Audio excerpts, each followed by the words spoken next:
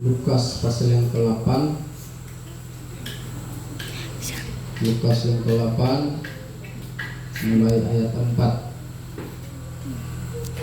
Di bawah tajuk perumpamaan penabur.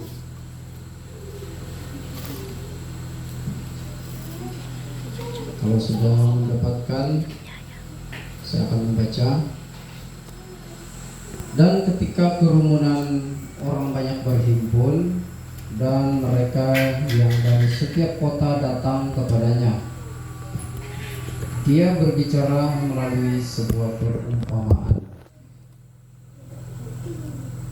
Seorang yang menabur keluar untuk menaburkan benihnya, dan pada saat ia menabur, yang sebagian jatuh di tepi jalan dan terinjak-injak, dan burung-burung dari langit memakannya. Dan yang lainnya jatuh di atas bebatuan, dan ketika tumbuh dia menjadi kering karena tidak mengandung kelembapan air. Dan yang lainnya jatuh di tengah semak duri, dan setelah tumbuh bersama dengan semak duri itu, mereka menghimpitnya. Dan yang lain lagi jatuh ke tanah yang subur, dan setelah tumbuh dia menghasilkan buah 100 kali lipat. Setelah mengatakan hal-hal ini, dia berseru, "Siapa yang mempunyai telinga untuk mendengar, hendaklah dia mendengarkan." Dan murid-muridnya menanyai dia dengan berkata, "Apa arti perumpamaan ini?" Dan dia berkata, "Kepadamu telah dikaruniakan untuk mengetahui rahasia kerajaan Elohim, tetapi kepada selebihnya dengan perumpamaan, sehingga sekalipun memandang mereka tidak melihat, dan sekalipun mendengarkan mereka tidak memahami." Nah, kita berhenti ketika di ayat ke-10 ini. Di sini apa yang Yesus katakan? Kepadamu telah dikaruniakan untuk mengetahui rahasia kerajaan Elohim, tetapi kepada selebihnya dengan perumpamaan, sehingga sekalipun memandang mereka tidak melihat, dan sekalipun mendengarkan mereka tidak memahami. Nah, di sini kita melihat ternyata bagi orang-orang yang percaya, yang setia, mereka adalah orang yang dikaruniakan oleh Elohim untuk mengetahui rahasia kerajaan Elohim. Jadi kalau kita itu bisa selamat, itu bukan karena kehebatan kita, bukan karena kita lebih dari yang lain, tetapi itu karena kita dikaruniakan oleh Elohim. Jadi kalau kita sudah mengetahui hal demikian, betapa kita harus selalu bersyukur kepada Elohim. Kenapa saya? Dan kenapa bukan orang lain? Nah, itu yang harus menjadi renungan di dalam kehidupan kita, sehingga kita tidak habis-habisnya bersyukur kepada Elohim.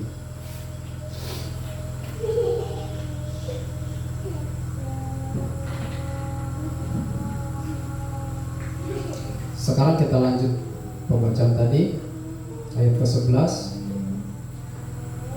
Dan inilah arti perumpamaan itu. Benih itu adalah firman Elohim. Dan yang jatuh di tepi jalan adalah mereka yang telah mendengar. Kemudian si Satan datang dan mengambil firman itu dari hati mereka, agar jangan mereka percaya, agar jangan dengan percaya mereka dapat diselamatkan. Nah, ini adalah gambaran yang pertama, yaitu orang yang sudah menerima firman, tetapi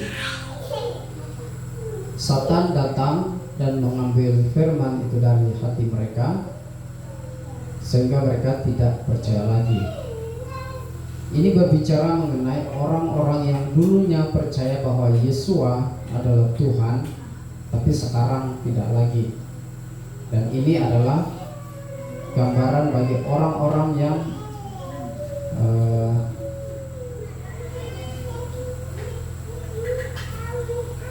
meninggalkan Yesua.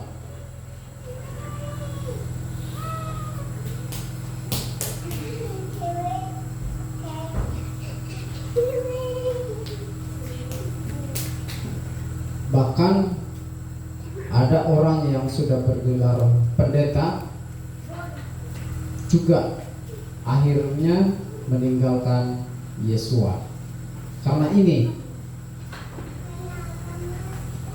Karena Satan datang mengambil firman itu dari hati mereka, sehingga mereka tidak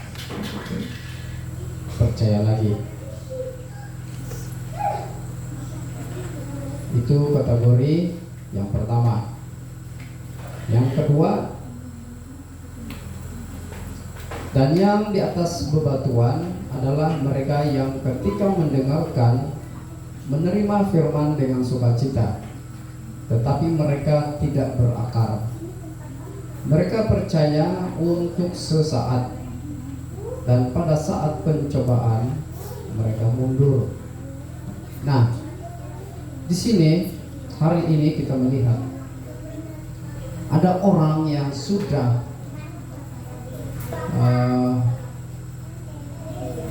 levelnya sudah naik, dengan maksud mereka sudah kenal nama Elohim yang benar, yaitu Bapa Yahweh. Mereka sudah mengenal nama Yesua, Juru Selamat satu-satunya. Dan ketika mereka mendengar firman itu, atau ketika mereka mendengar Injil itu, mereka menerima dengan sukacita. Tetapi mereka tidak berakar. Artinya, orang-orang yang sudah percaya kepada Bapa Yahweh dalam Yesus HaMashiach itu harus berakar. Kalau tidak, mereka akan menjadi orang yang percaya sesaat. Sekejap saja mereka percaya, tetapi pada saat pencobaan datang, mereka mundur. Nah, banyak orang yang seperti ini. Mereka hanya percaya sekedar teori, percaya saja, tetapi tidak tahan uji karena tidak berakar. Firman itu tidak hidup di dalam hati mereka.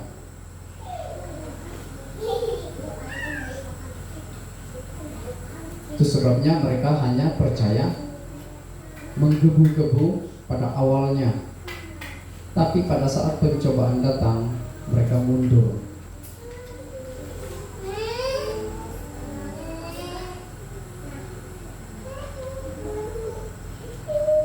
Kemudian, dan yang jatuh ke semak duri adalah mereka yang telah mendengarkan, dan ketika bertumbuh mereka dihimpit oleh kekhawatiran dan kekayaan dan kenikmatan hidup, dan mereka tidak menghasilkan buah yang matang. Nah, ini lagi satu jenis orang. Tadinya sudah mendengar firman dan menjadi percaya,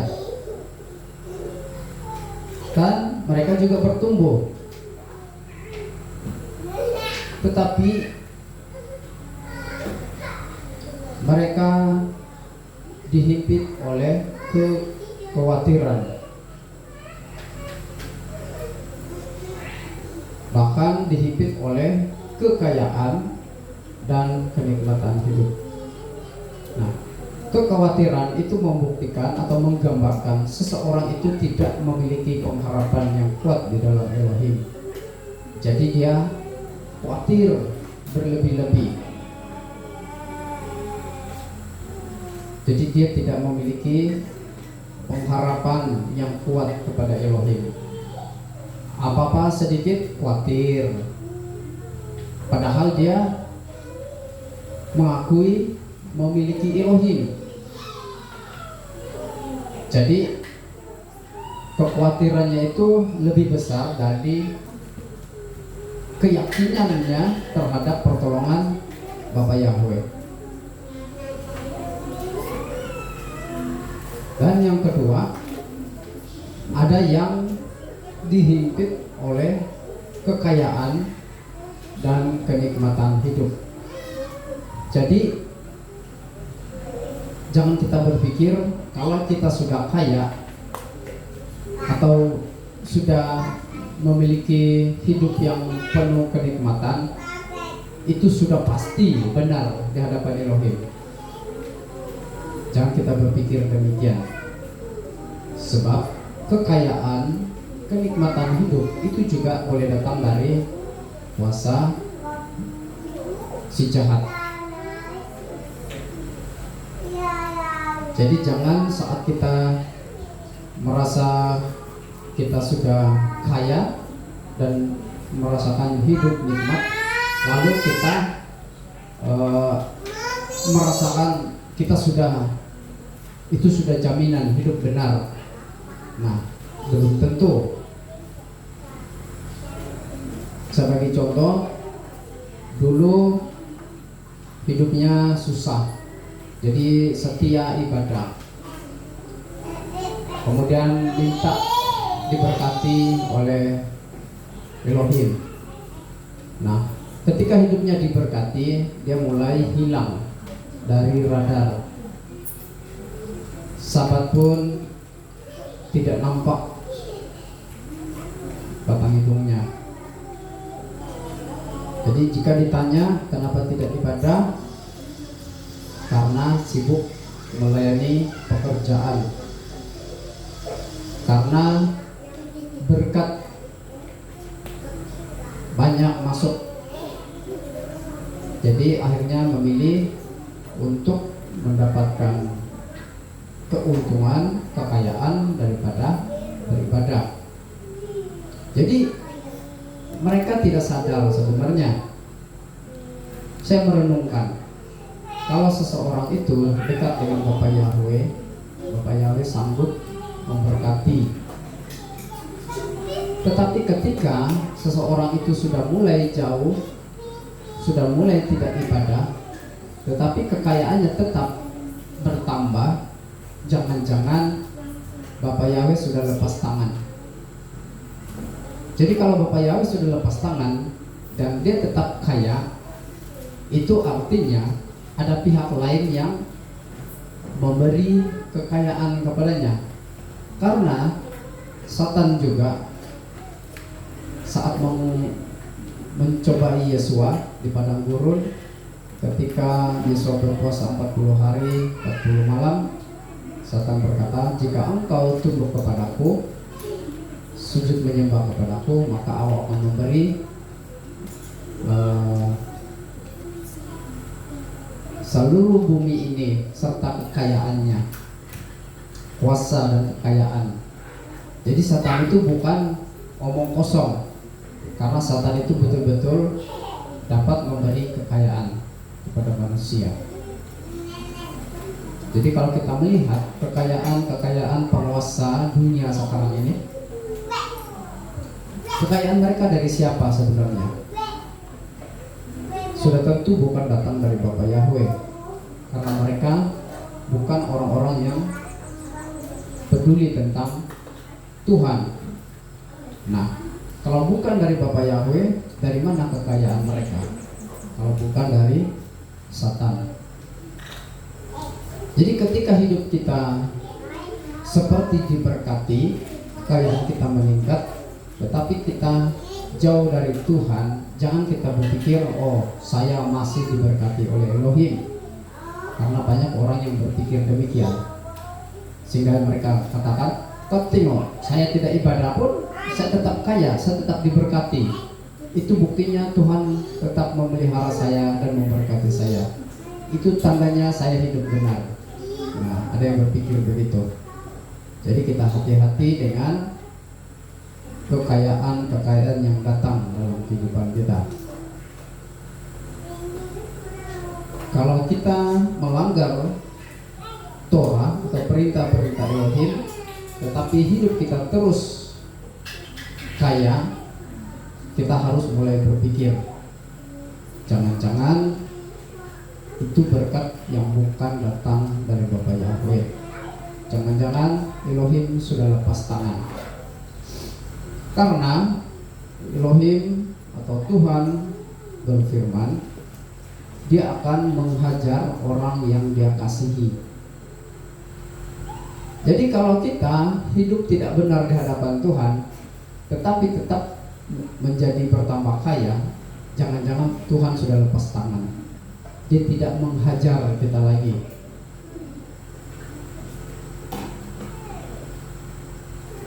Kemudian jenis orang yang terakhir dan yang di tanah yang subur adalah mereka yang setelah mendengar firman dalam hatinya yang benar dan baik, mereka memegang erat-erat dan menghasilkan buah dalam ketabahan. Nah, gambaran bagi orang yang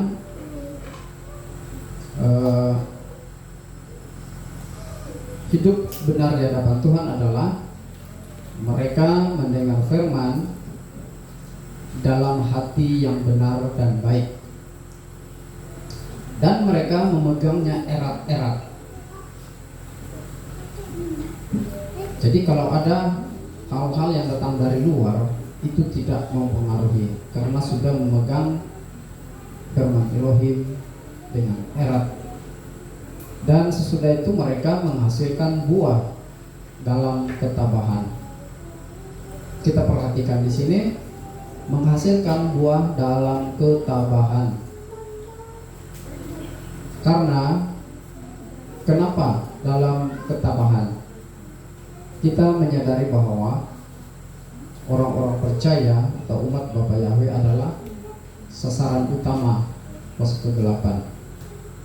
Jadi kalau kita tidak ada ketabahan, maka tidak heran kalau akhirnya kita mundur atau semakin jauh daripada Elohim. Jadi kalau kita melihat gambaran-gambaran dari atas tadi,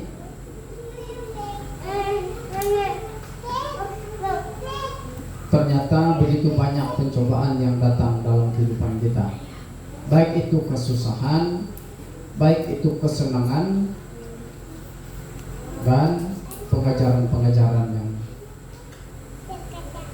salah. Nah, dan ketika kita hidup ataupun firman yang hidup di dalam kita, maka kita akan berbuah, dan itu dalam ketabahan. Kalau berbicara mengenai ketabahan,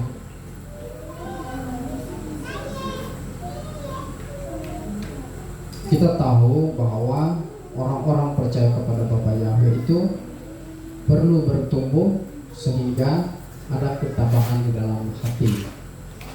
Sehingga apapun masalah yang dihadapi, mereka tidak akan mundur sedikit pun, tidak mudah kecewa, karena ada ketabahan. Jadi jangan bilang ketabahan itu tidak penting, itu sangat penting. Jadi kalau belum ada ketabahan di dalam diri kita, itu artinya buah kita itu belum matang.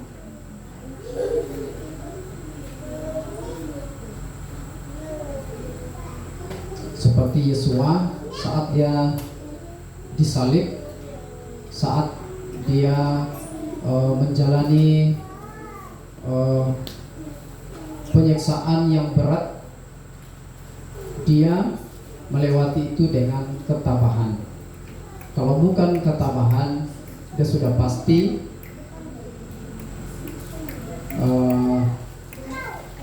menolak untuk menjalani ataupun menanggung kesalahan-kesalahan manusia.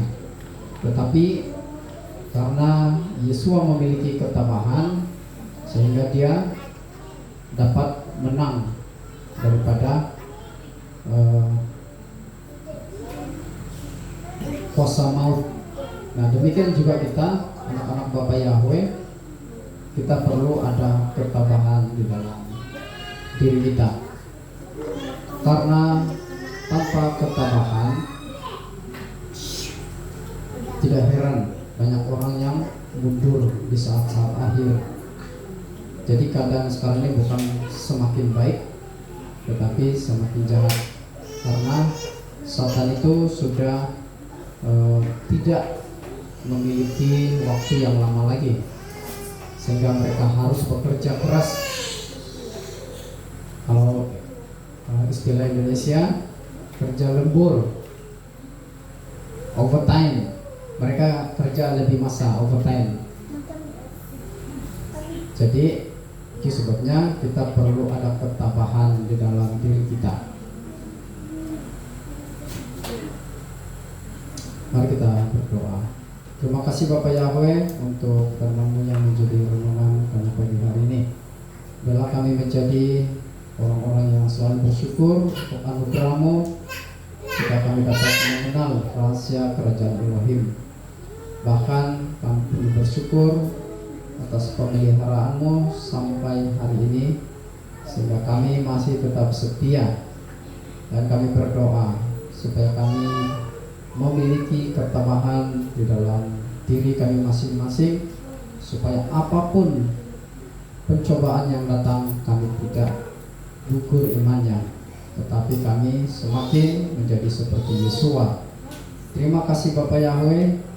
Kami juga bersyukur karena kami boleh menyatakan iman kami kepada dunia ini, bahkan kepada kuasa kegelapan di alam roh, bahwa kami adalah orang-orang yang setia kepada Bapa Yahweh dan memiliki ketabahan.